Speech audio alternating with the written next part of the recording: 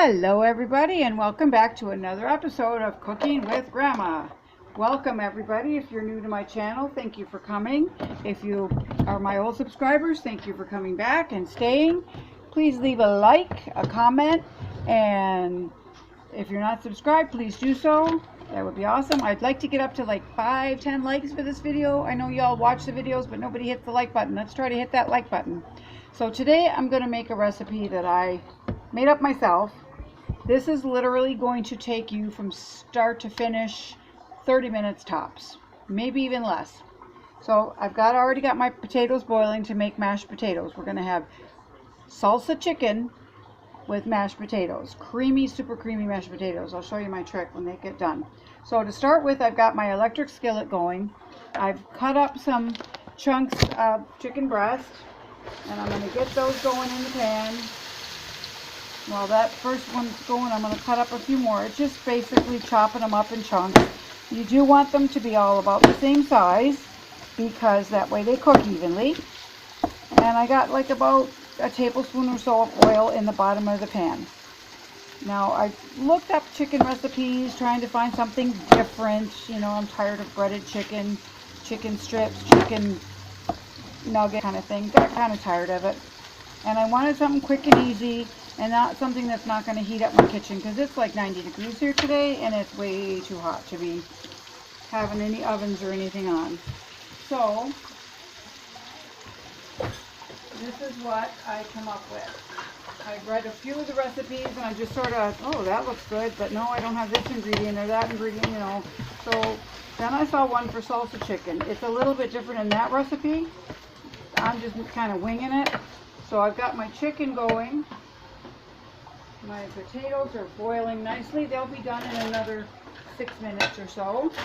By the time the chicken is done cooking, the potatoes will be done, and I can show you my trick to getting them nice and smooth, super creamy. My grandsons love these potatoes that I make. They're a big fan of the box potatoes, and I told them, I'm sorry, Grandma doesn't do box potatoes. But I said I got them so creamy that you'll think they're box potatoes. So I'll show you my little secret ingredients and my trick once they're boiled. I'm just, oh boy, cutting up a few more pieces of chicken. There's still a little bit on the frozen side, so it's a little harder to cut them up. That's okay. Now we make our own salsa. In the summer we have an abundance of tomatoes and peppers from the garden, so we make our own. You can make homemade. Maybe at the end of the season, when I have a lot of tomatoes in the garden, I'll do a video on how to make it. It's really easy. A little time consuming because you have to chop the vegetables and it takes a little while to do all that. But it's pretty easy to do. Or you can just grab a jar from your store. Now this is mild salsa because I'm not a heat person. Don't want it real hot and spicy. You can use, if you like heat, if you want to go ahead and use a hot salsa, go for it. It's not a problem. Whatever your taste is. Like I said, I'm just winging it with this. I'm cutting up chicken breasts. I'm going to fry them up in my frying pan with some seasoning in a minute. I'm going to salt and pepper them. We're not going to put too much seasoning other than the salt and pepper because the salsa has seasoning in it. It's got like Italian spices and oregano and that kind of stuff in it already. So we're not going to put too much more than just salt and pepper. Chicken breasts are very, very bland. You have to season them. If you just throw these in the pan and cook them like this, you're going to have a white chicken that's bland and really not a lot of flavor. It's really the healthiest cut of chicken there is, but gotta add something to it. So there we go. We got a nice big pan of chicken going on there. Just going to adjust the heat. I don't want it too high, but I want it high enough to get it cooked and get it over with. So I'm going to add my salt and pepper, just, you know, to taste. Like, I don't use a lot of salt and pepper cooking, but enough to make them taste good. So a couple of teaspoons, I would think. I'm not measuring, I'm just shaking it on. I will put the ingredients in the description box below, but I can't really tell you amounts because I've just sort of invented this my own. So I'm just going to let these brown up a little bit more before I add my salsa. I am going to, because I said like it's homemade, it's this stuff right here, and it's got a little extra liquid in it, water in it from when you make it yourself. All the juices out of all the tomatoes kind of drain. So what I'm going to do is I'm going to drain this. I don't want a lot of liquid. I'm going to drain one and leave the other one maybe, because you want some liquid because you don't want your chicken all dried out. But I don't want a ton of liquid because you're going to get, it's going to cook down and it's going to make its own little juice. We're just going to keep giving this a stir till it's done. Let's see here. Turn it up a little. Just going to turn this up just a titch. Give my potatoes a little stir and see how they're doing. Yep, they're almost done. When you make a separate dish, like I said before, it's timing. Timing is, you know, the thing you got to do. You have to make sure everything is cooked at the same time. You don't want your chicken sitting on the plate getting all cold and icky, and you know, your potatoes aren't done, or your potatoes, especially mashed potatoes, they really get cold quickly. So you don't want that. So let's finish cooking off this chicken and then I'll add the salsa.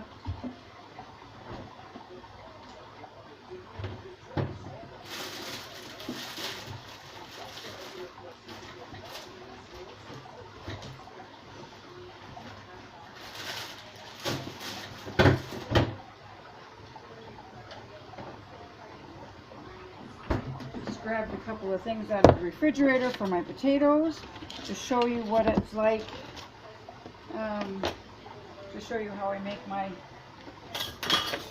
super creamy mashed potatoes, because they're almost done. So while this is cooking the rest of the way, now you don't have to cook the chicken breast the entire way, because you're still going to cook it a bit when the salsa goes in.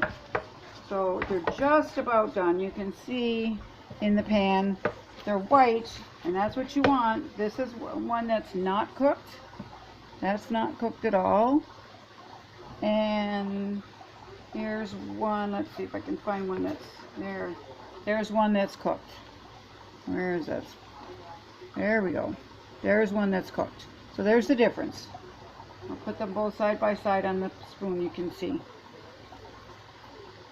You see this one is not all the way cooked. This one's cooked. That's what you want. White, pure white chicken, in and out, inside and outside. So I'm going to give these just another minute.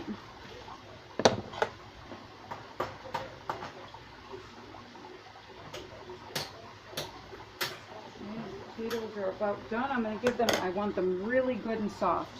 Real soft. So now I'm going to put in my drained salsa. This is just, you know, like pretty much like store-bought. It's got tomatoes, peppers, onions, and one jar is not going to be enough. These are about, I think, 8-ounce jars. So I'm using 2 jars for this big skillet, because there is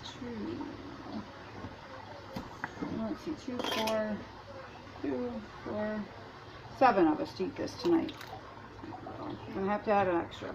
You can, I'll give you the ingredients, like I said, and you can, the amounts you can vary yourself, because it's going to change how many people you're serving. I did like 5 chicken breasts. They were various sizes, you know, kind of medium and a large, couple large ones. So there is the salsa chicken. I don't think I'll need to add any more salsa to it. And I'm just going to let these guys simmer for a few minutes. I'm going to cover them to keep all the nice juices and heat in. Switch places with that. So I can have this clear. I'm going to get my mixer out. I'm going to do the potatoes. Now here's one trick that I learned. When you are mashing potatoes, put your milk in a glass I don't measure. I usually do. I just like half a cup, whatever. Heat it up for like a minute, 30 seconds to a minute, because if you put cold milk into hot potatoes, boom, you got cold potatoes. And they get clumpy, the starch comes out more. And another thing is rinse your potatoes really good before you boil them. That will get rid of some of the starches. The starches when you try to mash potatoes will get gloopy together and you'll have like paste potatoes instead of mashed. So 2 tips: rinse them good and heat up your milk so the milk is warm, so that keeps the potatoes warm. So the milk is in the microwave. I'm going to drain the potatoes. You drain them, give them a good shake out of your colander, and put them right back in the pan that you cooked them in. And there you go, there's the potatoes. So my little secret ingredient, besides the warm milk, but my secret ingredient to making these super, super nice and creamy is butter, warm milk, salt and pepper, and my top secret, which is y'all, it's not top secret anymore because y'all are going to know about it, is sour cream. You can, and I have used cream cheese as well. I just used the last of my cream cheese this morning for bagels, so I'm out of luck for cream cheese, so I'll just do the sour cream. I'm going to put about 2 big heaping tablespoons full of sour cream.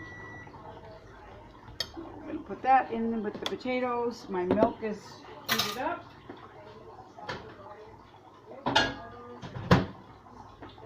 I'm just going to pour a little at a time because I don't want them too liquidy. So this is probably like about 1/4 of a cup.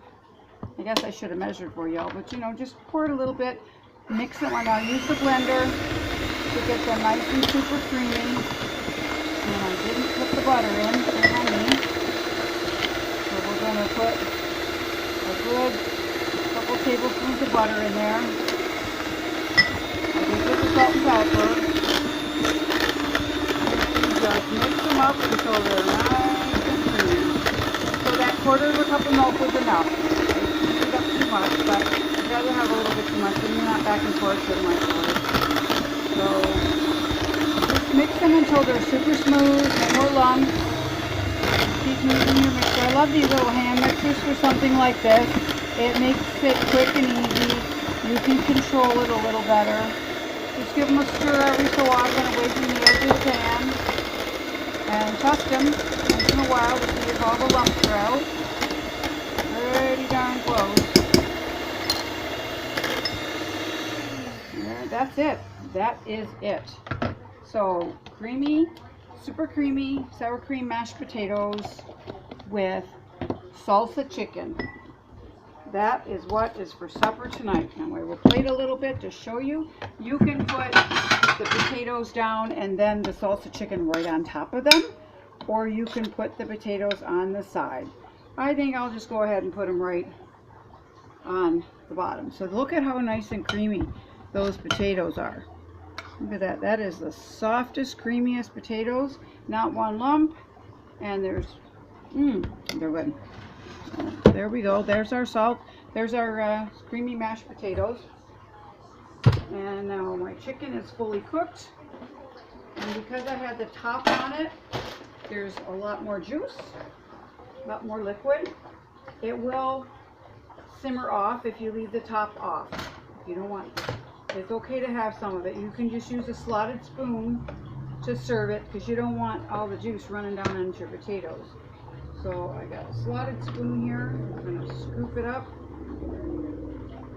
put it right over top of those potatoes. And all the salsa is a pretty color with all the reds and the greens. So it gives the dish a little bit of color, because otherwise you have white chicken and you have white mashed potatoes and it's like, hey, you know. So there it is.